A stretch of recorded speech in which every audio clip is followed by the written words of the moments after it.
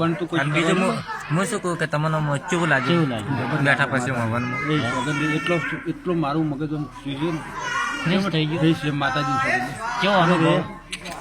મને માતાજીને હવે એવું થાય કે હું અમર હતો કે ભગવાન જગત પણ મારે એ આવું શું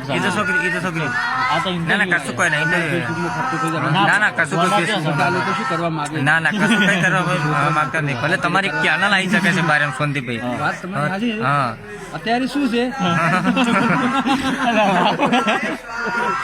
બોલો સોનદીપભાઈ બોલો બે વાર હા. બીજું હવનમાં તમને બીજું શું જાણવા મળ્યું? હું શું કહું છું કે બીજું તમને શું જાણવા મળ્યું હવનમાંથી? એમ બહુ સરસ આ લોકો કરે છે.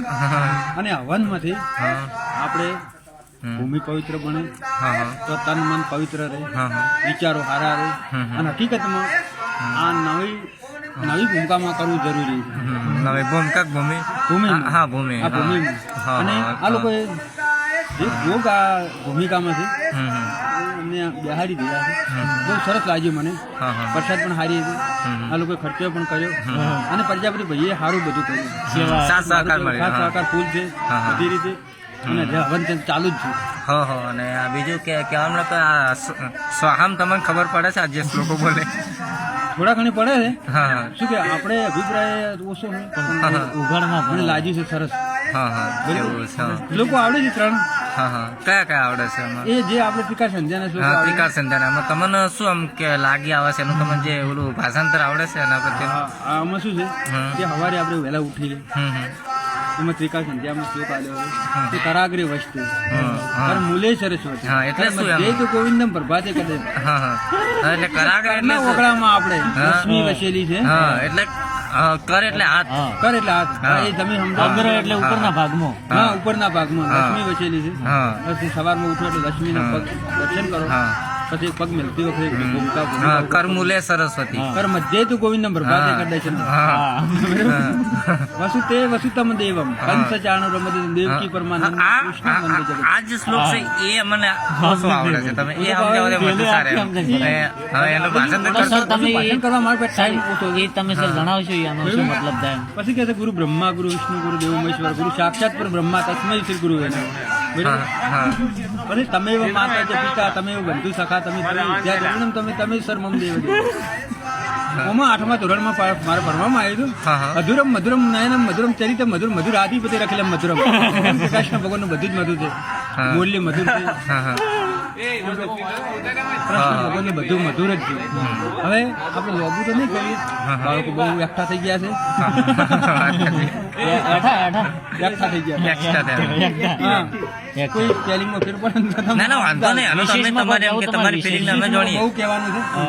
ગાડી આવી ગઈ.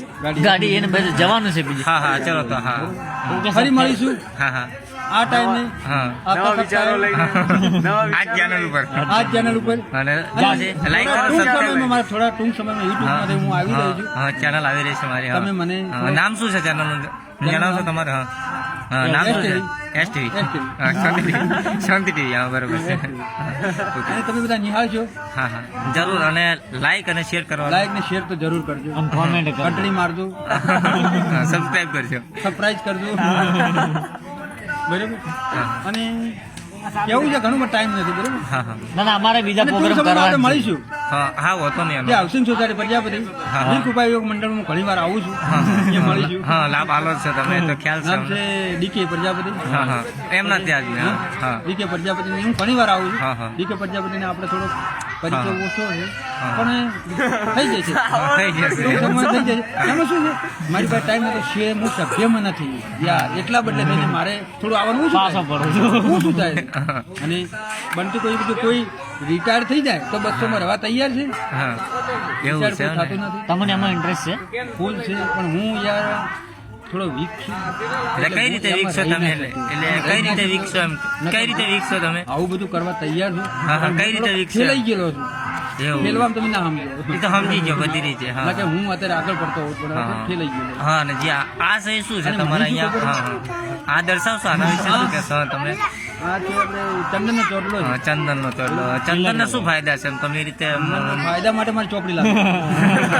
કરો કરો સારું લઈને ચલો નહીં ફરવું. ચલો સારું. હા વળી આવતા અઠવાડિયે મળીએ ચા બીજી બનાવી? હા Thank you, બનાવી sir. ચલો બસ હવે ના બસ હવે વધારે થઈ ગયું ને હવે.